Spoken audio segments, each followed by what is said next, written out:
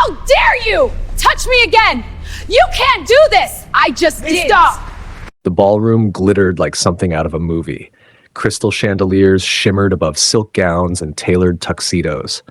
America's most powerful names in business stood laughing over champagne, celebrating a billion-dollar merger that was about to be announced. That's when the tension started.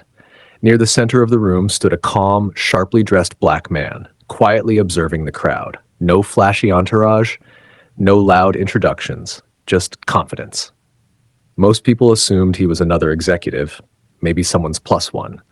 Then she walked up, the heiress, blonde, draped in diamonds, and used to owning every room she entered. Her family name was stitched into skyscrapers across the country. Cameras followed her everywhere. Whispers parted the crowd as she approached him, clearly irritated.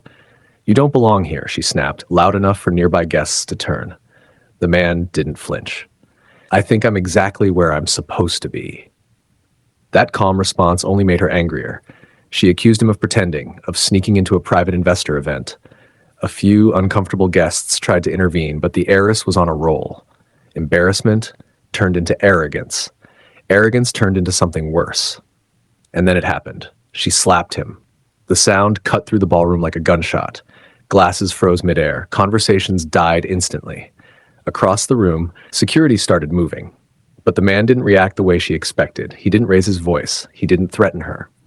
Instead, he slowly adjusted his cufflinks and looked toward the stage where the gala host stood in shock. "Would you like to tell them?" he asked calmly. "Or should I?" Confusion spread across her face. The host swallowed hard and rushed to the microphone. His voice trembled as he addressed the room. "Ladies and gentlemen, before we continue tonight's celebration, I'd like to formally introduce the majority stakeholder behind the Harrington Global merger, the new controlling partner of this entire corporation." The spotlight shifted, and it landed on the man she had just slapped. A ripple of gasps swept across the ballroom. Phones came out. Executives who had ignored him moments ago suddenly stood straighter. The security team stopped mid-step and instead turned toward the heiress. The host continued, "The man responsible for saving this company from bankruptcy 3 years ago, the architect behind tonight's billion-dollar deal, your new chairman." Her face drained of color. The realization hit her all at once. This wasn't just a guest. This wasn't just an investor. He was the real boss. Her family's shares, quietly bought out months ago. Voting control, transferred that afternoon. The empire she thought she would inherit, now under his authority. She tried to speak, but the words wouldn't come.